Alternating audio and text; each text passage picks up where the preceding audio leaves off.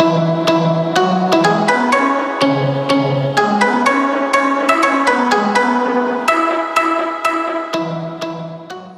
IA1, IA2, IA3 dan IA7.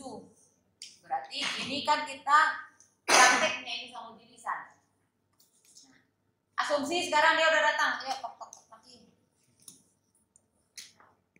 Sama skema dan standar masih di tangan ya, karena ini basicnya atau pembandingnya. Ya, silakan masuk. Silakan duduk. Gimana kabar Mas Nandar? Sehat? Sehat, udah siap ya? Oke. Udah belajar ya?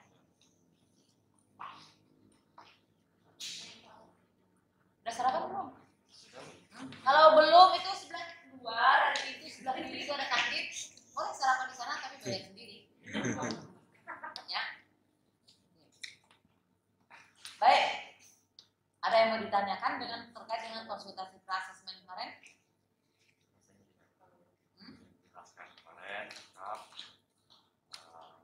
Dan siap praktek. Sudah jelas semua ya? Kalau memang sudah jelas semua, kita akan melaksanakan praktek. Di sini kita akan memelihara sistem suspensi. Oke, kita langsung ke bengkel ya. Ayo. Kita langsung ke bengkel. Ya.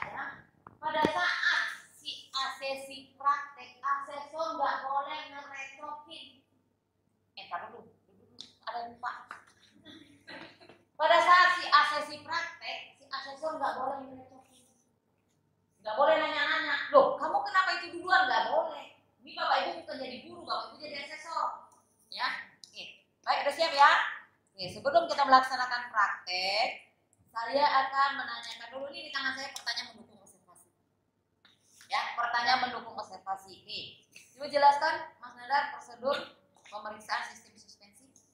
Pertama kita cek dulu keseluruhan sistem rangka namanya. Nanti baru setelah itu kita cek langsung ke pokok komponen atau skema yang diambil itu sistem suspensi. Jadi kita lihat di sana nanti apakah semuanya dalam keadaan normal atau ada kerusakan. Nanti kalau misalnya ada kerusakan berarti kita perlu perbaikan. Oke. Kemudian pertanyaan kedua, apa yang Anda lakukan jika ada kendala dalam prosedur penggunaan alat yang tidak sesuai dengan spesifikasi? Pertama saya pasti akan menemui panitia. Apabila alat itu tidak saya akan beritahu. Mungkin ada jalan keluarnya untuk di dalam pelaksanaan saya melakukan asesmen. Oke.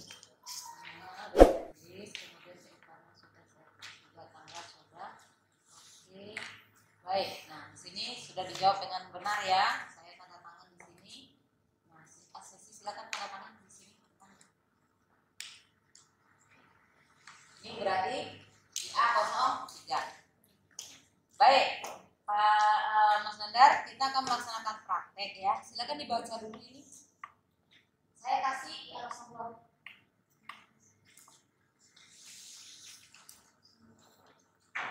Udah? Ini boleh dipegang atau mau dikembalikan ke saya, boleh bebas. Saya pegang, saya untuk tunjuk teknis saya. Oke, boleh. Silakan. Ayo kita ke bengkel. Baik, ini bengkelnya di sini, peralatannya sudah ada semua, sudah lengkap. Silakan dilaksanakan. Saya sebagai asesor, di tangan saya adalah IA01. Saya nggak boleh ganggu dia. Dia lakukan apa, saya centang iya, K atau BK, K atau BK. Dia lakukan atau tidak, dia lakukan atau tidak, itu aja. Oke. Nah, asumsi sudah selesai. Asumsi ini sudah selesai ya. Gimana, sudah selesai? Sudah. Oke, ayo kita kembali ke ruangan. Gimana perasaan praktek? Tadi kelihatannya agak ini untuk orang yang grogi ya. Ini komen untuk orang. Tadi kok kelihatannya kayak agak grogi, mau ngambil obeng malah ngambil tang. Mungkin kebiasaan bertemu langsung. Tapi akhirnya bisa ya tadi ya. Tapi sebetulnya tidak terlalu perlu itu kamu masalahnya boleh juga kan sampaikan tapi tidak terlalu kenapa karena kita mempengaruhi hasil kerja. Iya, maksudnya itu untuk basa-basi aja. Oke. Tadi sudah dilaksanakan dengan baik semua ya. Oke. Ini kalau baik loh ya, kalau dia semua lakukan kayak ini versi pertama nih. Perhatikan, ini versi 1, versi yang dia lakukan dengan benar. Baik, tadi Mas Nandar sudah melakukan dengan baik ya. Semua kriterianya tercapai semua. Oke, saya tanda tangan di sini. Mas Nandar tanda tangan juga. Oke, ini. Oke, selesai itu adalah versi yang baik. Nah, kalau versi yang dia ngeblank, dia nggak benar melakukannya, ini juga harus kita langsung feedback di sini. Langsung kita sampaikan. Baik, tadi Mas Nandar, tadi kok waktu melakukan pemeriksaan suspensi berdasarkan metode itu kok sepertinya agak ragu-ragu itu tadi kenapa itu? Sehingga akhirnya tidak dilaksanakan dengan baik itu kenapa? Pertama, ini karena saya baru melihat alat ini baru, sebagian kan saya belum pernah pegang, jadi saya agak bingung. Jadi mungkin kesalahan saya ini kurang mempelajari sebelumnya. Tapi mengakui ya, itu yang penting dia mengakui. Karena apa? Supaya kita mengantisipasi dibanding. Nah, sehingga dia tadi tidak melakukan dengan benar, di sini berarti kan BK. Ya kan? Tulis BK. Oke, dia sudah mengakui kan bahwa tadi dia alatnya dia belum begitu menguasai, kemudian dia nggak mengakui, nggak belajar, nggak siap menyiapkan diri dengan benar. Ya kan? Berarti BK. Oke. Tapi itu mengakui ya kelemahannya. Oke. Seperti itu pengakuannya. Oke. Dia tulis BK di sini, sudah, lanjutkan tanda tangan. Selesai, ya kan? Di tangan saya tinggal sekarang pertanyaan lisan. Benar nggak? Ya kan? Di A1. Lanjut tetap. Ya kan? Di A1, di A2, A3 udah selesai. Ya kan? Ini kembalikan. Di A1, A2, A3 selesai. Maka kita lanjut ke sekarang ke IA 07. Baik Mas Nandar, sekarang bertepatan dengan waktunya sholat duhur. Ini kita break dulu. Nanti selesai makan siang dan sholat duhur masuk lagi ya. Itu fleksibel, ya flexibility. Nah, kalau misalnya tidak bertepatan dengan sholat atau waktunya ini, tawarkan aja. Baik Mas Nandar, kita sudah selesai praktek. Kita akan lanjut menuntaskan untuk metode yang kedua uji lisan. Sekarang saya tawarkan mau lanjut atau mau istirahat dulu. Lanjut. Kalau lanjut ya bilang lagi. Kalau tapi Bu izin Bu saya mau ke toilet dulu. Bu izin saya mau sarapan dulu. Kasih. Jangan jadikan ibu kuring, jangan jadi nggak punya kemanusiaan. Kita lanjut ya. Saya juga pertanyaan. Ini asumsi semua pertanyaan dijawab dengan benar. Nih ya. Asumsi semua pertanyaan dijawab dengan benar. Oke, baik Mas Nandar, tadi semua pertanyaan sudah dijawab dengan benar ya. Oke, bagus sekali. Oke, sehingga di sini saya tanda tangan di sini, kemudian Mas Nandar tanda tangan di sini.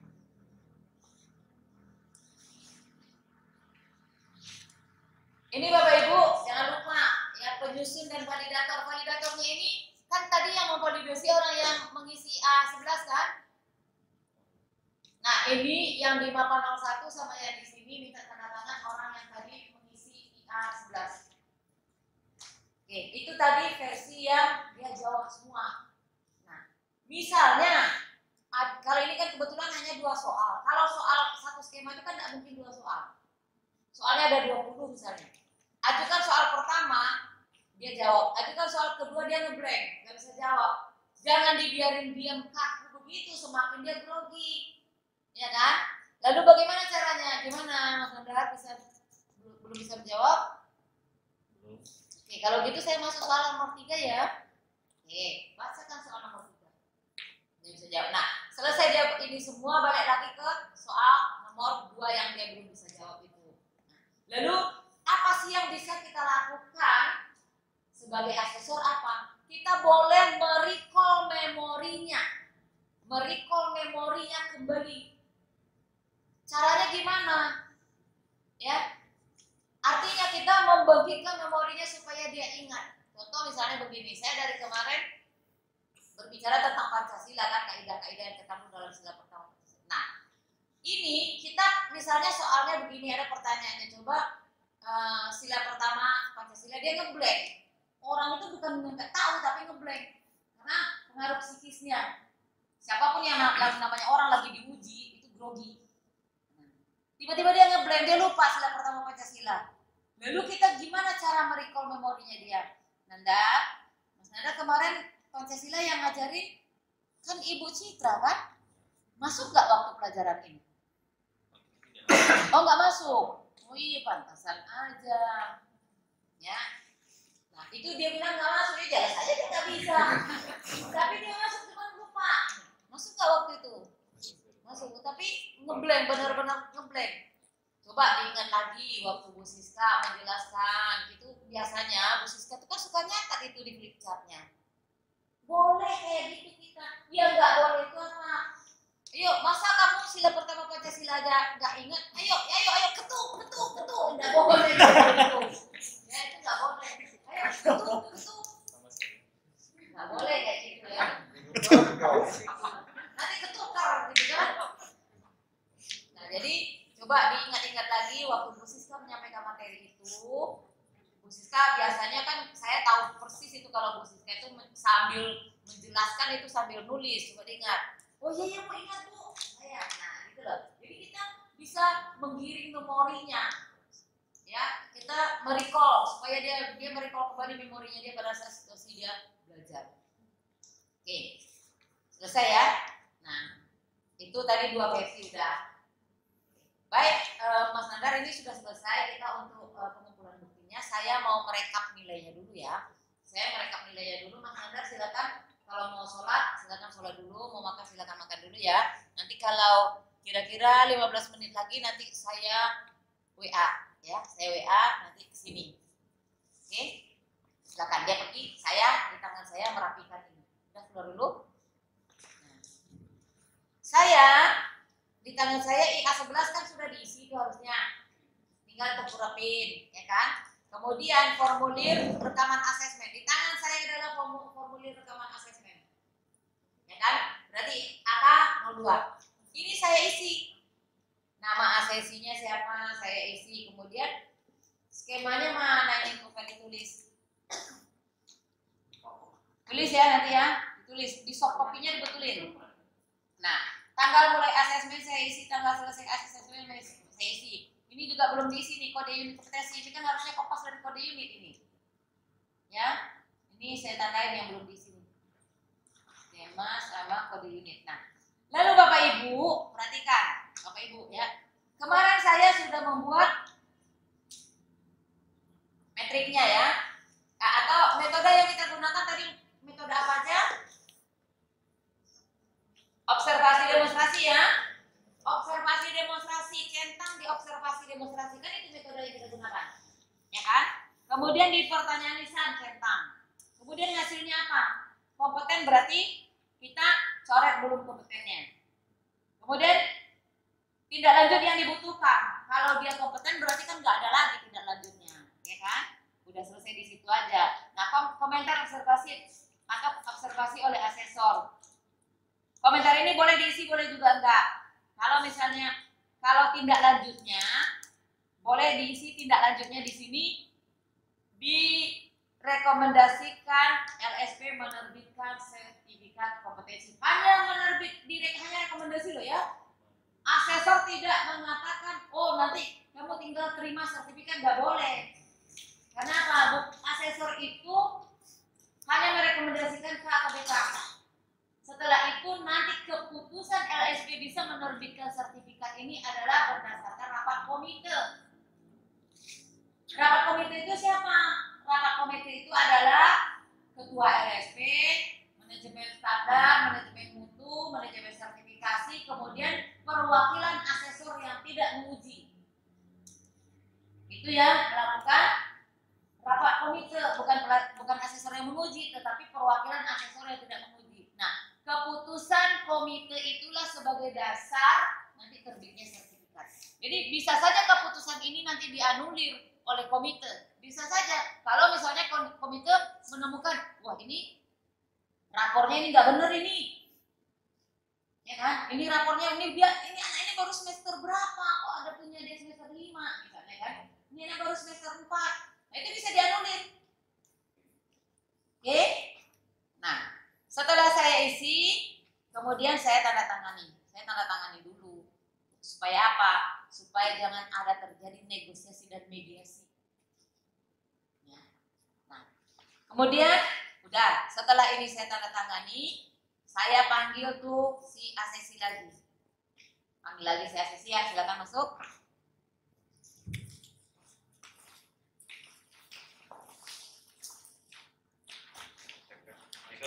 Misalnya, silakan duduk. Udah makan? Sudah ya. Sholat juga udah ya. Baik. Baik Pak Sandar, dari hasil yang sudah kita kumpulkan dari praktek maupun uji lisan, ini untuk orang kompeten. Rekomendasi untuk orang kompeten. Maka seluruh persyaratan unjuk kerja yang dipersyaratkan oleh skema ini sudah tercapai dengan baik. Maka saya merekomendasikan Pak Nandar ini kompeten. Oke. Sekali lagi saya sampaikan, walau pada saat asesmen saya sudah sampaikan bahwa saya hanya merekomendasikan keputusan akhir nanti melalui rapat komite ya, melalui rapat komite. Oke. Saya sudah tanda tangani di sini, Bapak bisa tanda tangan. Oke. Tanggalnya di sini. Nah, selesai dia tanda tangan, rekaman asesmen sudah menerima keputusannya. Terus apalagi? Nah, baik. Setelah ini semua sudah selesai, tapi sebelum Nandar pulang, tolong ini diisi dulu umpan balik. Ini umpan balik ini terkait dengan proses pelaksanaan asesmen, baik itu masalah penjelasan dari saya, kemudian masalah dukungan atau backup atau bantuan dari panitia dan lain-lain. Ini tolong diisi apa adanya, ya seperti apa yang dirasakan, yang dialami. Nah itu diisi, silakan.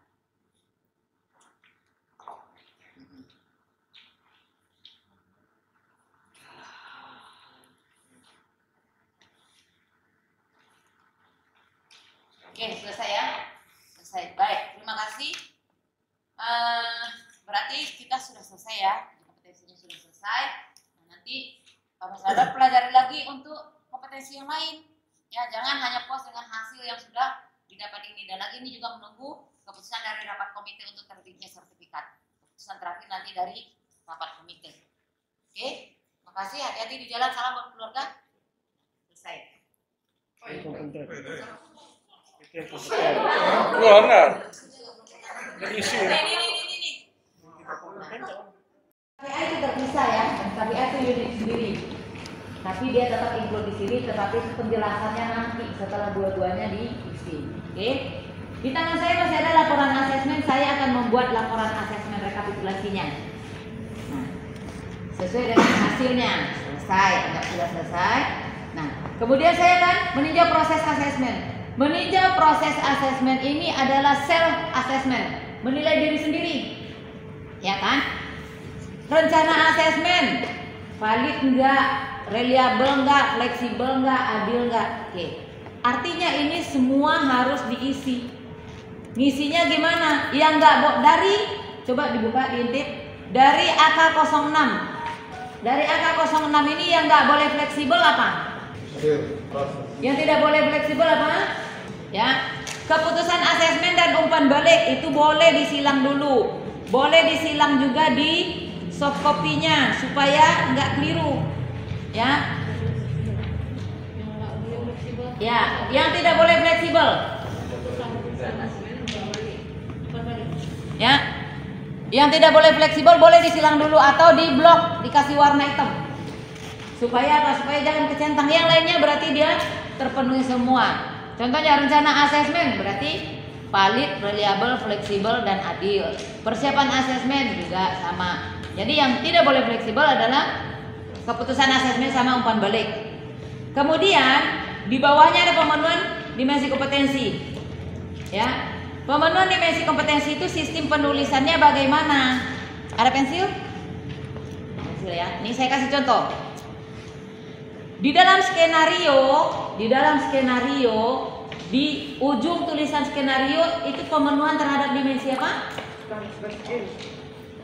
TS ya. Berarti di sini cara nulisnya L garis miring CL. L garis miring CL. Ada kan di praktek ya? Kemudian task management skill ada L garis miring CL. Artinya dimensi ini ada di praktek. Kemudian job role environment skill dulu. L garis miring CL. Lalu soalnya T berarti ada CMS sama PRS. Maka dia di sini T garis miring DPL. T garis miring DPL. Ini cara ngisinya. Ini ngambilnya dari mana? Ngambilnya dari IA dari skenario dan IA 01 sama IA 07. Nah, kalau misalnya di soalnya di DPL-nya ada TMS-nya, bagi yang membuat ada TMS-nya, maka di sini berarti ditulis lagi T garis miring DPL di kolom task management skill-nya. Kemudian ada misalnya task skill-nya di soal DPL-nya, tulis lagi T garis miring DPL. Kalau Sinadar kan cuma ada 2, ya kan? Berarti di contingency management skill sama di transfer skill. Nah, kalau ada dimensi lain berarti ditambah di sini gitu, ya. Di bawah L garis miring CL itu ditulis lagi sama seperti ini T garis miring DPL. Ya. Kalau ada di soalnya. Kalau ada di soalnya dimensi lain, maka berarti ditambahkan T garis miring DPL. Tapi kalau enggak berarti sudah seperti ini aja. Oke? Selesai. Ya, selesai. Habis semua dokumennya.